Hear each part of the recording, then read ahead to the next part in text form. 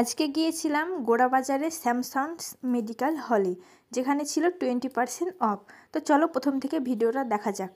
আমার coaching centre গোড়াবাজারে। তো আগের দিনের মতো আমি আজও সেন্টারে গিয়েছিলাম। আর টিফিন টাইমে খিদের ভাব হলো, তো ভাবলাম কিছু খাওয়া যাক। তো নিচে এসে দোকান থেকে কেক আর বিস্কিট নিয়ে রুমে খেতে শুরু করে দিয়েছিলাম। তারপরে আমার কোচিং সেরে আমি ভাবলাম একটু মেডিসিনের দোকানে যাওয়া যাক। তো গিয়েই দেখলাম ওখানে 20% অফ দিচ্ছি, যেটা ছিল গোড়াবাজারে স্যামসাংস মেডিকেল হলে।